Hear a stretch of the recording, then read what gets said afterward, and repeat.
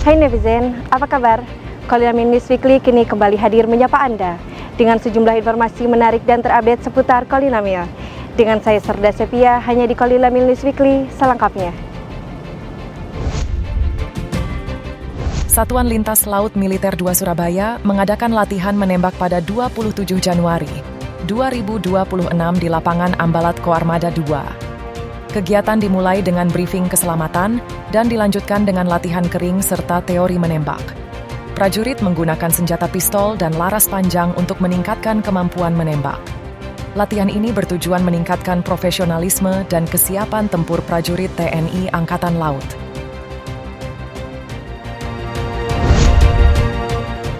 Komando Lintas Laut Militer menggelar doa bersama sebagai wujud belasungkawa atas musibah tanah longsor yang menimpa prajurit Yonif 9 Marinir. Kegiatan ini untuk menghormati para prajurit yang gugur, sekaligus memberikan dukungan moral kepada keluarga korban sesuai arahan Kepala Staf Angkatan Laut. Doa bersama dilaksanakan di berbagai tempat ibadah oleh seluruh prajurit sesuai agama dan kepercayaannya masing-masing.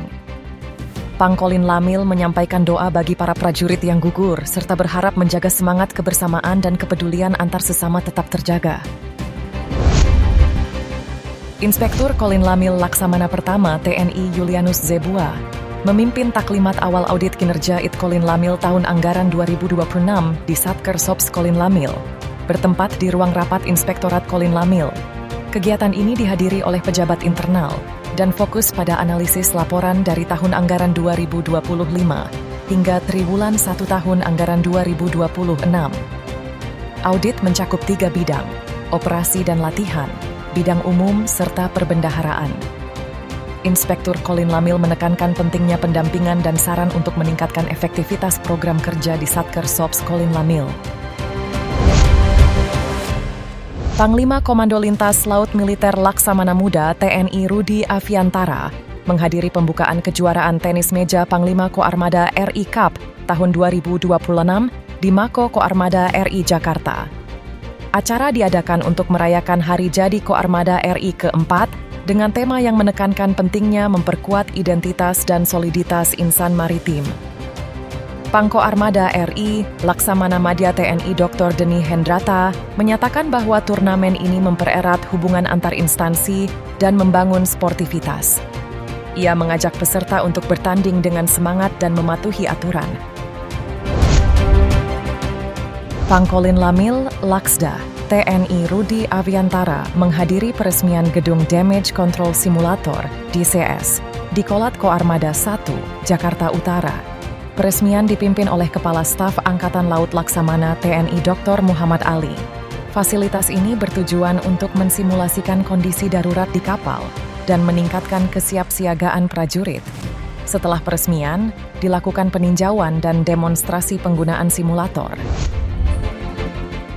Inspektur Kolin Lamil Laksamana Pertama TNI Julianus Zebua resmi menutup audit kinerja IT Kolin Lamil tahun anggaran 2026 di Satuan Kerja Staf Operasi Kolin Lamil, yang berlangsung dari 26 hingga 30 Januari 2026. Ia mengapresiasi pelaksanaan audit yang lancar dan aman, serta sesuai dengan kode etik. Hasil audit diharapkan menjadi masukan strategis untuk meningkatkan kinerja Sops Kolin Lamil. Dinas Hukum Kolin Lamil mengadakan penyuluhan hukum untuk prajurit dan PNS di Joglo Batara Wisnu, Mako Kolin Lamil.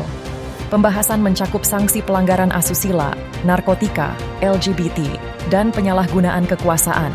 Kadiskum Kolin Lamil Kolonel Laut Hukum Roslin Panjaitan menekankan pentingnya ketaatan terhadap aturan hukum militer, pembinaan disiplin keprajuritan, serta konsekuensi hukum terhadap setiap bentuk pelanggaran. Diharapkan seluruh prajurit Kolin Lamil semakin memiliki kesadaran hukum yang kuat, terhindar dari permasalahan hukum, serta mampu meningkatkan loyalitas dan profesionalisme dalam mengemban tugas.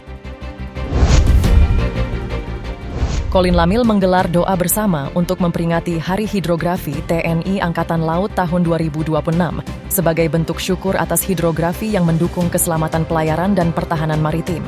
Kegiatan ini diikuti oleh seluruh prajurit dan PNS sesuai agama masing-masing. Pangkolin Lamil Laksamana Muda TNI Rudi Afiantara menyampaikan bahwa doa bersama ini merupakan bentuk ikhtiar spiritual untuk memohon keselamatan, kelancaran tugas, serta keberkahan dalam setiap pengabdian prajurit TNI AL kepada bangsa dan negara. Di Dermaga Kolin Lamil, Jakarta Utara, Pangkolin Lamil Laksamana Muda, TNI Rudi Afiantara menghadiri penyambutan kepulangan KRI Sultan Iskandar Muda 367 yang telah menyelesaikan tugas sebagai bagian dari Satuan Tugas MTF TNI di Lebanon. Penyambutan dipimpin langsung oleh Kepala Staf Angkatan Laut Laksamana TNI Dr. Muhammad Ali. KRI SIM 367 membawa pulang 120 personel setelah melaksanakan patroli maritim dan diplomasi Angkatan Laut selama misi. KRI SIM menerima penghargaan internasional atas kinerjanya dan mendukung program pemerintah dalam memperkuat pertahanan dan keamanan negara, serta peran Indonesia dalam perdamaian dunia.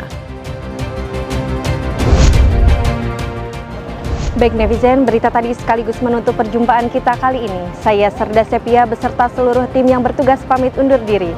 Terima kasih atas perhatian Anda dan sampai jumpa di Kolin Lamil News Weekly selanjutnya. Satya Wira, Jaladharma.